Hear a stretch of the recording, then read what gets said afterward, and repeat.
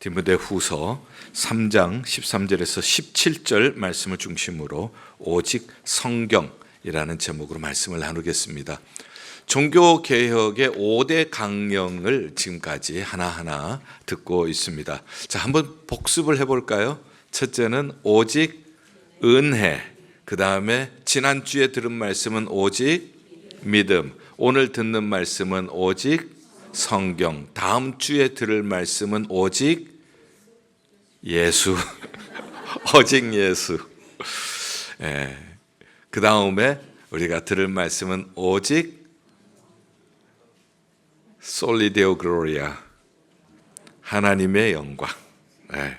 그러니까 들은 말씀과 듣지 않은 말씀의 차이가 현격하게 드러나고 있죠. 그러니 결론은 말씀은 들어야 한다. 할렐루야. 자, 오늘은 오직 성경에 대한 말씀인데요. 이 성경에 대한 말씀은 그 말씀을 우리가 들으려고 한다면은 아마 뭐 며칠 몇 밤을 새워도 다 아마 전하지는 못할 것 같아요. 그래서 오늘 본문을 중심으로 하나님의 말씀, 오직 성경에 대한 은혜를 나누고자 합니다. 자, 먼저 우리 성경에 대해서 알기 전에 우리가 살고 있는 이 세상은 어떤 곳인가 하는 거, 그거부터 좀 알아보도록 하죠. 오늘 본문 13절, 악한 사람들과 속이는 자들은 더욱 악하여져서 속이기도 하고 속기도 하나니, 악한 사람들과 속이는 사람들은 더욱 악하여진다. 자, 이거 초대교회 1세기에 쓴 말씀이라고요. 그렇다면 오늘 21세기를 살아가고 있는 우리의 모습, 우리가 살고 있는 상황은 어떨까요? 1세기의 모습보다가 덜 할까요? 덜 악스러울까요? 아니면 더 악할까요? 이거는 뭐 누구든지 경험하는 아마 똑같은 경험이라고 생각이 되어져요. 그러면 도대체 뭐가 악한 것인가? 자, 여러분들 디모데후서 3장 1절에서 5절을 한번 읽으면서 악한 것을 어떻게 정리를 하고 있는지 한번 볼게요. 디모데후서 3장 1절에서 5절 함께 읽겠습니다. 시작. 너는 이것을 알라. 말세에 고통하는 때가 이르러 사람들이 자기를 사랑하며 돈을 사랑하며 자랑하며 교만하며 비방하며 부모를 거역하며 감사하지 아니하며 거룩하지 아니하며 무정하며 원통함을 풀지 아니하며 모함하며 절제하지 못하며 사나우며 선한 것을 좋아하지 아니하며 배신하며 조급하며 자만하며 쾌락을 사랑하기를 하나님 사랑하는 것보다 더하며 모양은 있으나 경건의 능력을 부인하니 이 같은 자들에게서 내가 돌아서라. 아멘. 자, 어떻습니까, 여러분들? 오늘 여기에 있는 말씀이 조금 공감이 되는 말씀이 있으세요? 아니면 많이 공감이 되세요? 지금 여기에 1세기에 이 정도였다면 오늘 21세기는 어떨까요?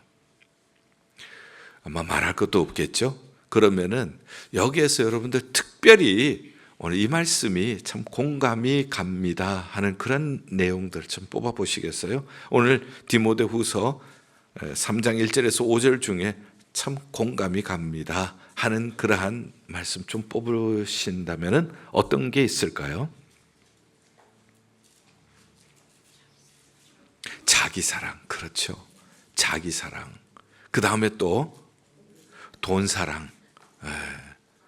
그 다음에요. 또 어떤 게 눈에 탁 띄시나요? 한 4절에 보면은 배신하고 이것도 들고 쾌락 사랑. 이것을 무엇보다가 더 한다고요? 하나님 사랑보다. 이게 이런 모든 이 악에 대한 이 표현들, 뭐 교만하고 비방하고 부모를 거역하고 감사하지 아니하고 뭐 원통함을 풀지 아니하고 모함하고 절제하고 사납고 배신하고 조급하고 자만하고 이 모든 것이 어디에서 나오는가 하면 뿌리가 뭔가 하면 하나님 사랑하기보다가 자기를 사랑하고 돈을 사랑하고 쾌락을 더 사랑하면서 파생되는 문제들이에요.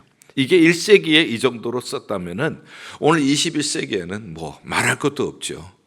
그러니 교회를 다닌다고 하면서도 신앙인이라고 하면서도 모습이 어떤가 하면은 디모데후서 3장 5절 말씀, 경건의 모양은 있으나 뭐가 없다?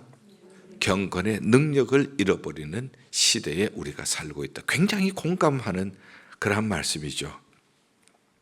자, 이러한 세상 속에서 우리가 살고 있습니다. 그러면 우리는 어떻게 살아야 하느냐 하는 거예요. 이러한 세상 가운데서 세상이 이러니까 어쩔 수 없이 세상을 따라가야 하지 않느냐, 이렇게 살 것인가? 아니면은 세상은 이럴지라도 우리는 뭔가 달라야 하지 않겠는가? 어떻게 살아가야 할 것인가? 14절 우리에게 주시는 말씀은 그러나, 우리는 그러나예요.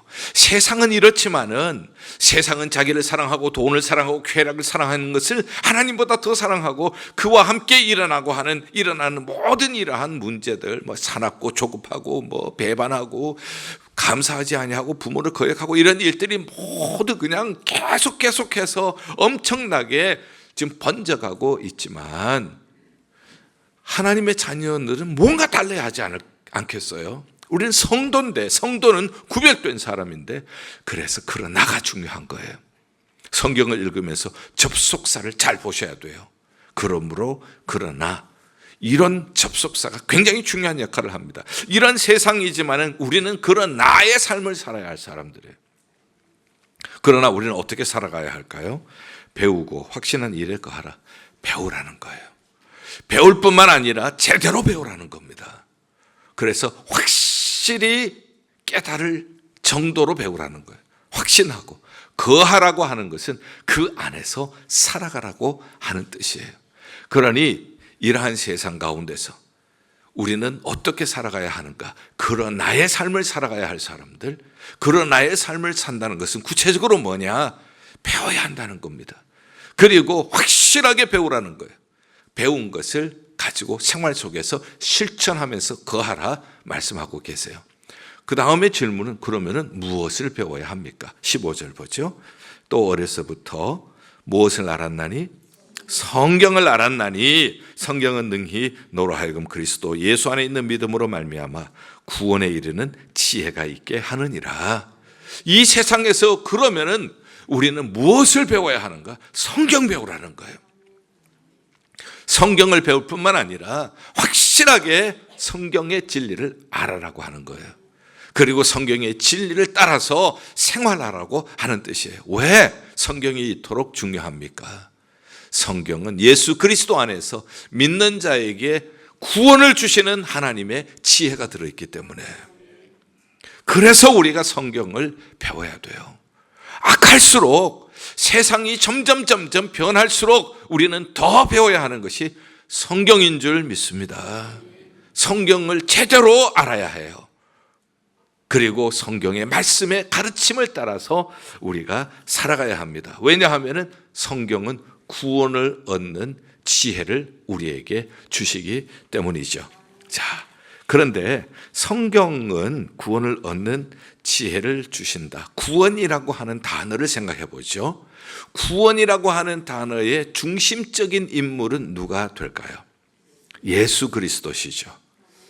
예수 그리스도를 통하여서 우리는 믿음으로 구원을 얻기 때문에, 그래서 예수님은 성경에 대해서 무엇이라고 말씀하시는가 하면은, 너희가 성경에서 영생을 얻기 위하여 성경을 상고하거니와 이 성경은 곧 내게 대하여서 증거하는 것이니라.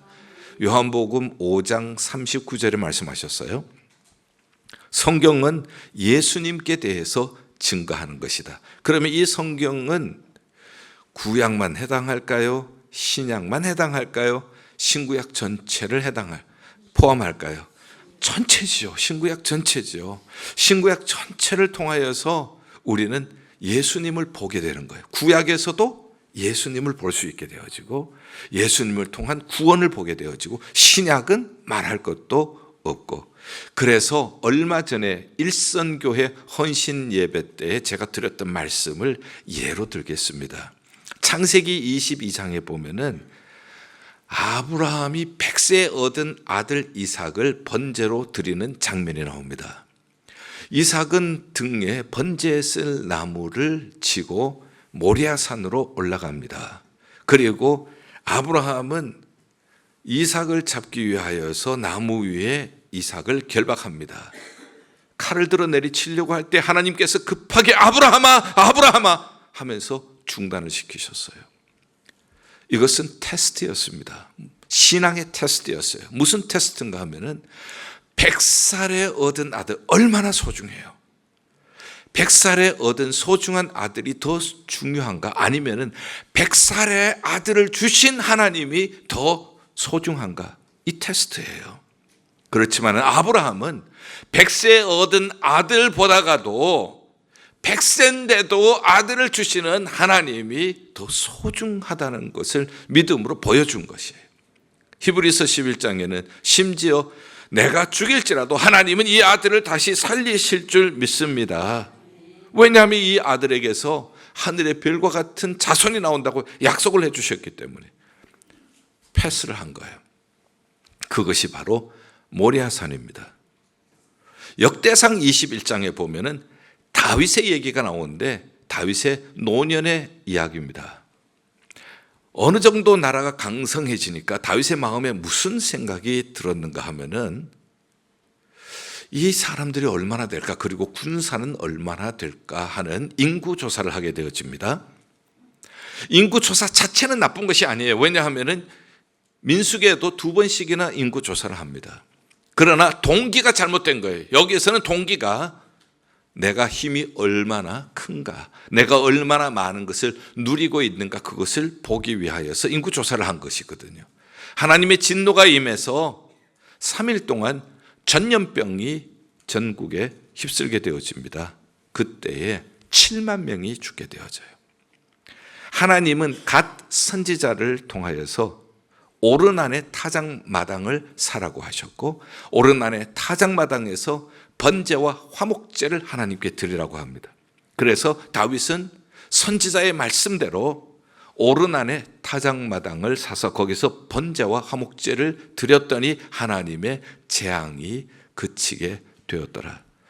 바로 그곳이 어떤 곳인가? 역대하 3장 1절에 하나님께서 솔로몬에게 성전을 짓게 하시는데 그 성전의 로케이션, 장소가 어딘지를 역대하 3장 1절은 모리아산 다윗이 오르난의 타작마당에서 번제와 화목제를 드린 곳이라고 정확하게 기록을 하고 있어요. 아브라함이 이삭을 희생의 제물로 드리려고 했던 모리아산, 그곳이 바로 다윗이 범죄하였을 때에 오르난의 타작마당을 사서 번제와 화목제를 드렸던 곳, 그곳이 바로 솔로몬의 성전 자리라고 하는 것을 성경은 기록을 하고 있어요. 그런데 그곳이 결국은 어떤 장소가 되어지는가 하면은 예수 그리스도께서 십자가를 지고 올라가신 골고다 언덕이 되어집니다. 아브라함은 100세에 얻은 아들을 번제로 드리기 위해서 번제에 쓸 나무를 이삭에게 짊어지게 하고 올라갔습니다. 하나님께서는 독생자 예수 그리스도를 골고다 언덕으로 올라가게 하시는데 나무로 된 십자가를 지고 올라가게 하셨어요. 모리아산에서 아브라함은 이삭을 죽이지 않아도 번제로 드리지 않아도 됐습니다만 하나님께서는 그의 독생자 예수 그리스도는 십자가에서 죽게 하셨어요. 왜 그랬는가? 그분은 저와 여러분들의 죄를 씻게 하기 위한 하나님의 어린 양이시기 때문이었습니다. 그 예수 그리스도를 믿는 자는 멸망치 않고 영생을 얻게 해 주셨습니다. 아브라함의 창세기 22장에 있는 아브라함의 이야기 안에도 예수님이 보여요. 다윗이 전염병으로 죽어가는 사람들, 그들을 보면서 회개하면서 번제와 화목제를 드렸던 그 오르난의 타작마당에서도 예수님이 보여요. 솔로몬의 성전에서도 예수님이 보여요. 예수 그리스도께서는 바로 골고다 언덕에서 바로 하나님 앞에 희생제물로 드렸던 그곳에서 자기 몸을 희생제물로 드리고 우리를 위한 화목제물이 되셨습니다. 구약에서도 예수님이 계세요. 신약에도 예수님이 계세요. 너희가 영생을 얻기 위하여서 성경을 상고하거니와 이 성경은 내게 대하여 증거한 것이니라. 성경 이외의 다른 곳에서 구원 얻는 지혜를 얻을 데가 없어요. 그래서 성경이 소중한 겁니다. 16절에 보면은 모든 성경은 하나님의 감동으로 된 것이니, 모든 성경 창세기부터 계시록까지 하나님의 감동으로 된 것이니, 하나님의 감동으로 된 것이라고 하는 것이 이해하기가 조금 어려울 수가 있어요. 하나님의 감동이 무엇인가? 영어로 보면 조금 이해하기가 쉬워요. God breathed. 하나님이 숨을 쉬셔서. 이 말씀은 하나님의 말씀에는 하나님의 숨결이 들어있다는 뜻이에요. 태초에 하나님이 천지를 창조하실 때 흙으로 사람을 만드시고 그 다음에 생기를 부어넣으셨어요. 그래서 사람이 된 거예요. 그 생기를 하나님께서 어디에 불어넣으셨는가 하면은 성경 말씀에 생기를 불어넣으신 거예요. 이것이 성령의 감동, 하나님의 감동으로 기록되었다는 뜻이에요. 다른 일반 책과 다른 이유는 이 성경책에는 하나님의 숨결이 들어있어요. 그렇기 때문에 40명의 저자가 1600년 동안 기록을 했습니다. 성경의 저자는 왕도 있고 선지자도 있고 목동도 있고 농부도 있고 어부도 있고 세리도 있고 다양한 사람이 썼고요. 1600년 동안 기록되어 있지만 이 성경은 정확하게 내용이 일치하고 있어요. 주제가 일치하고 있어요. 하나님이 아니시고는 불가능한 이야기예요. 40명의 다른 저자가 1600년 동안 썼는데 어떻게 일치할 수가 있는가? 성령이 숨결을 부어 넣었기 때문에 가능할 수가 있는 것이에요. 그러면은 이 통일성이라고 하는 것이 무엇인가? 무엇이 통일성인가? 창세기로부터 계시록까지 일정한 주제.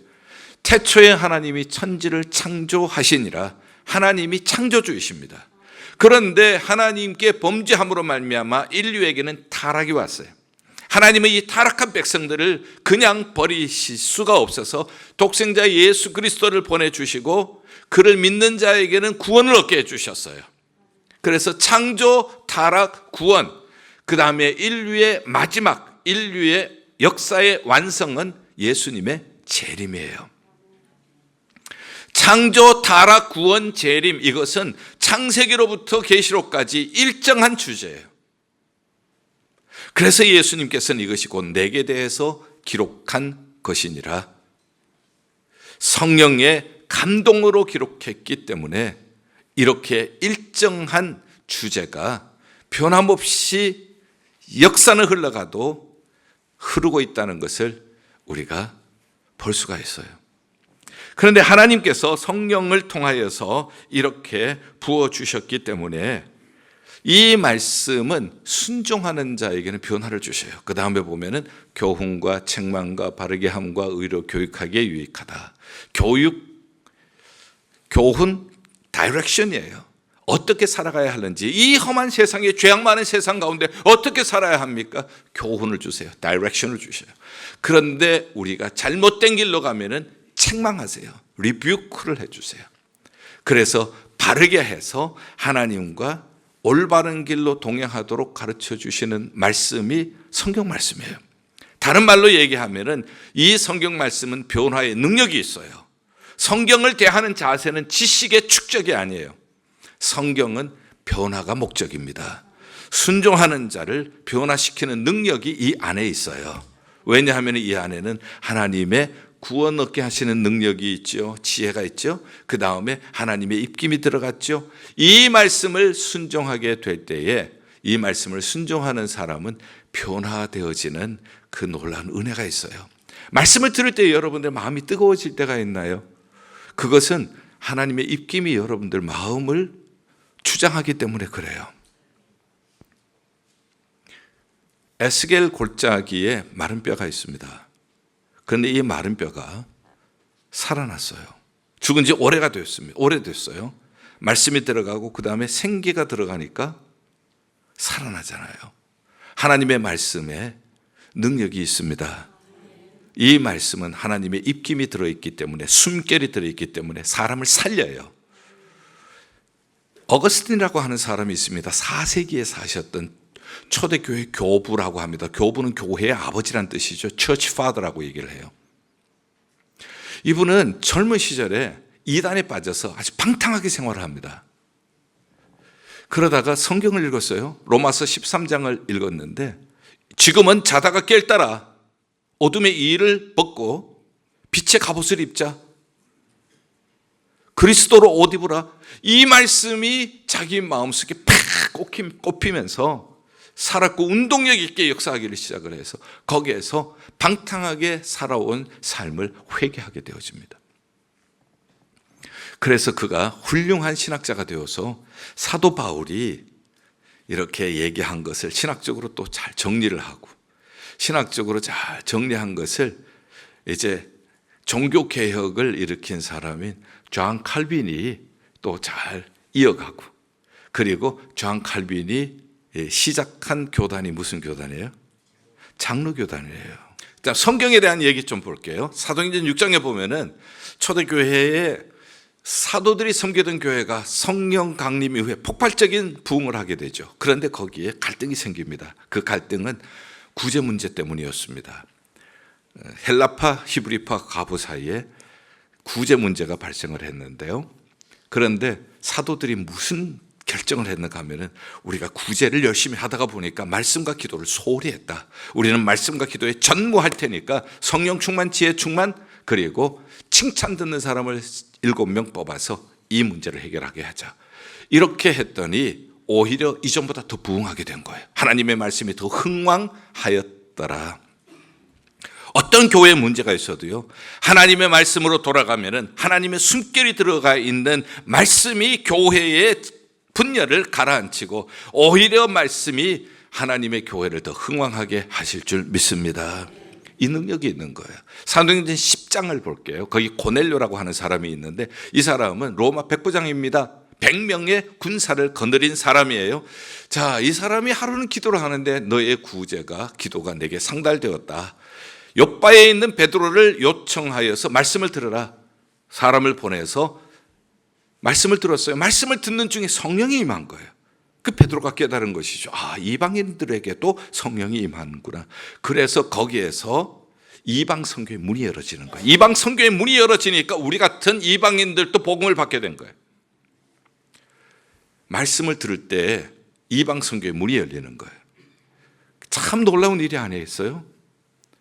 말씀으로 말미암아 사람도 변하고 교회 갈등도 해결이 되어지고 이방 선교의 문도 열어지고, 이런 얘기를 하려면 끝도 없어요. 그러면은 우리 한국 교회와 무슨 관계가 있는가? 그것만 잠깐 한 가지 더 예만 들게요.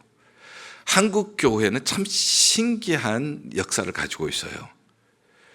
보통 선교사가 들어가서 성경을 전하고 복음을 증거하는데, 한국 교회는 선교사가 들어왔더니 성경이 이미 있어.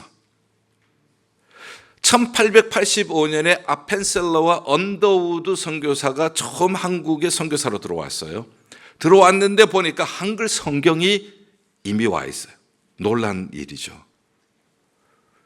언제 들어왔는가 하면은 1882년 선교사님들이 처음 들어오기 3년 전에 이미 성경이, 한글 성경이 한국에 들어와 있는 거예요.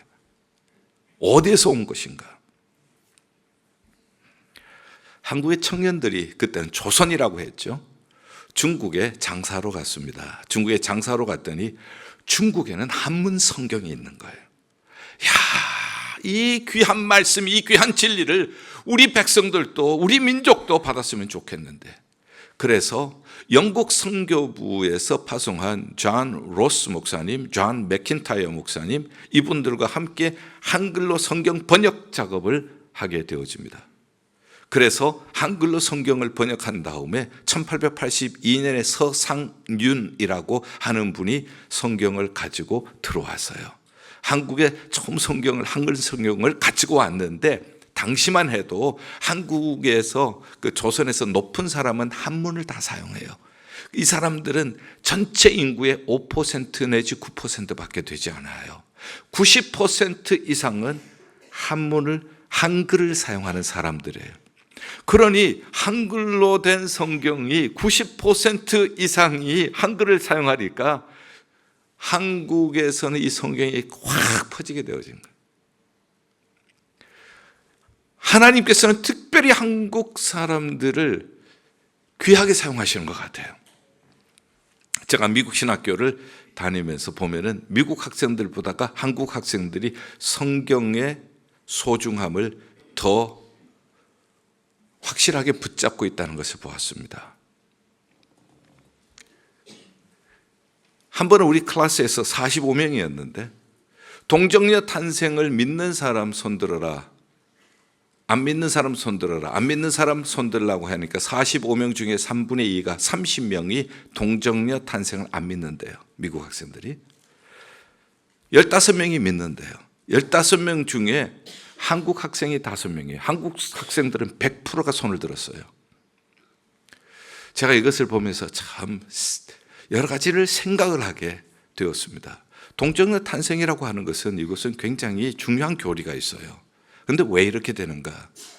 뿌리는 18세기로 넘어가면 18세기에는 Enlightenment Movement라고 해서 계몽주의가 일어나게 되어집니다. 이 계몽주의는 뭔가 하면 인간의 이성을 발견하고 그동안 어둡게 살아왔던 것, 그것을 우리가 깨우치고 이제는 이성으로 살아가자 하는 그러한 주장이 이 계몽주의거든요. 그래서 어둡게 살던 사람들이 밝은 빛을 찾은 것은 잘했어요. 그러나 이 계몽주의가 발달되어지면서 이성이 점점 높아가니까 성경에 대해서 이성적으로 이해가 되지 않는 것을 믿지 않는 거예요. 18세기부터 지금까지 계속되어 온 그러한 현상입니다. 이 싸움이 계속되고 있는 거예요. 그런데 21세기에 와서 어느 정도가 되었는가 하면은 놀랍게도 지금은 성경에서 이거 죄다. 그래서 우리는 그대로 성경에서 죄라고 하는 것이기 때문에 우리는 성경대로 살아가야 합니다. 근데 세상법은요, 성경에서 죄라고 하는 것을 세상법으로는 보호를 하고 있어요. 그래서 성경대로 사는 사람은 고소를 당할 수가 있어요. 여러분들 오늘 목양 칼럼에 제가 쓴 포괄적 차별금지법이라는 거 반드시 읽어보세요. 우리가 지금 어설프게 신앙생활 할 때가 아니에요. 이성으로 동정녀 탄생이라고 하는 것은 죄인의 자손은 죄인이에요. 예수님이 하나님의 아들이셔야 우리의 죄를 대신 씻을 수가 있는 거예요. 인간의 몸을 입고 오셔야 피를 흘릴 수가 있죠.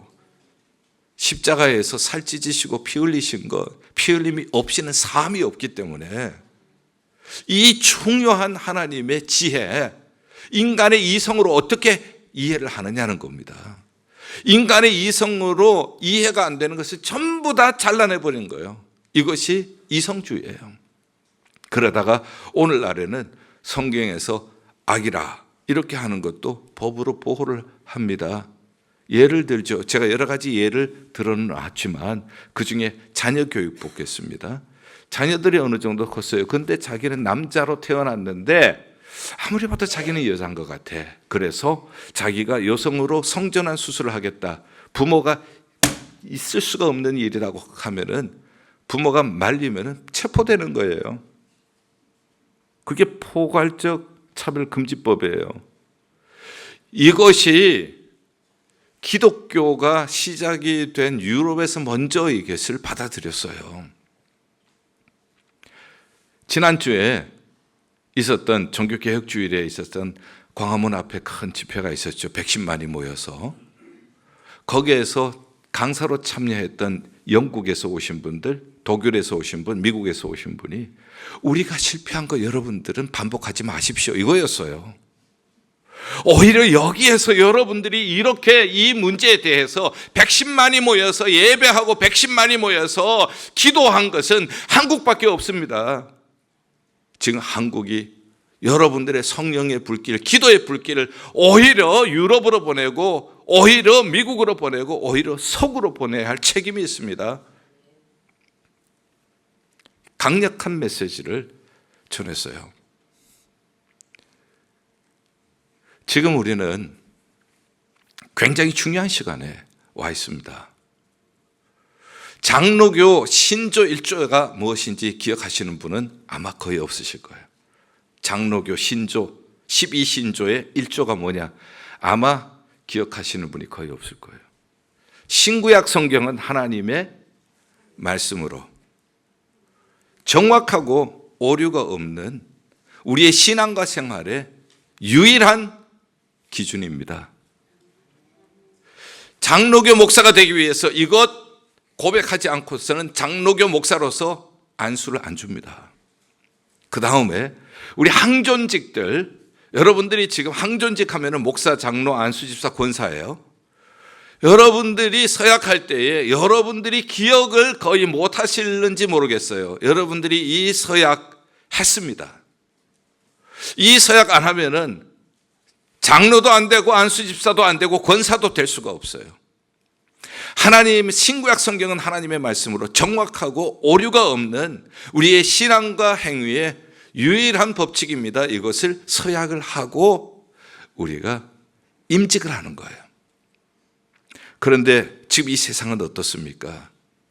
성경대로 살면은 법에 저촉이 되고 불이익을 당하게 되어지고 그리고 체포가 되기도 하고 벌금을 내야 할 이러한 시기에 왔어요.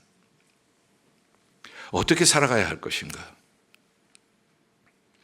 특별히 하나님께서는 한국 사람들에게 성경을 사랑하는 이러한 마음을 주셨어요. 메인 라인이 이렇게 허물어지게 될 때에 하나님께서는 언제나 소수 남아있는 사람을 통하여서 메인 라인을 변화시켜 나갔습니다.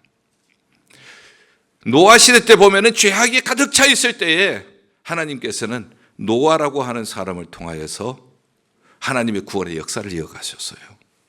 모두가 바벨탑을 세울 때에 하나님께서는 아브라함을 통하여서 구원의 역사를 이어가셨습니다. 모두가 바알과 아세라를 숭배하게 될 때 아합 시대 때에 엘리야를 통하여서 그리고 바알에게 무릎을 꿇지 않은 몇 명을 남겼어요? 7,000명을 남겨서 하나님의 구원의 역사를 이어가셨어요.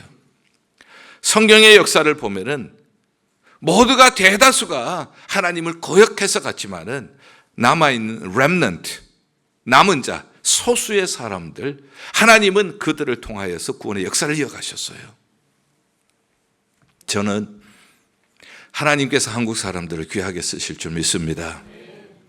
우리를 이 미국 땅에 보내주시고 지금 메인 라인이 이성주의로 흘러가고 있습니다. 하나님의 말씀 보다가 이성을 앞세워서 하나님의 말씀에 이성으로 이해되지 않는 것들을 다 칼로 잘라버리는 이러한 시대가 되었고 오히려 이 말씀대로 사는 것이 불이익을 당하는 이러한 시대까지 오게 되었어요. 이러한 불이익을 당할지라도 우리는 하나님의 말씀은 영원히 서게 될 줄 믿습니다. 이사야 40장 8절처럼 꽃은 시들고 풀도 또 떨어지지만은 여호와의 말씀은 영원히 서게 될 줄 믿습니다. 이 사명을 가지고 우리가 하나님의 말씀 위에 굳게 설 수 있기를 바랍니다. 점점 사람들이 경건의 모양을 잊지만 경건의 능력을 잃어가고 있는 시대예요. 하나님 사랑을 보다가는 자기 사랑, 돈 사랑, 쾌락 사랑을 하는 이러한 시대가 되었습니다. 그러나 우리는 그런 나의 삶을 사셔야 해요. 우리는 말씀을 배워야 합니다. 이럴 때일수록 확실히 배워야 합니다. 이럴 때일수록 그 가운데 살아야 합니다. 왜냐하면 성경만이 우리에게 구원을 주시는 지혜가 있기 때문에 그래요.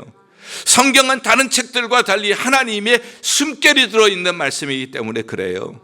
이 말씀에 순종할 때에 하나님께서는 변화시켜 주시기 때문에 그래요. 마른 뼈같이 죽어 있어도 살려주시기 때문에 그래요.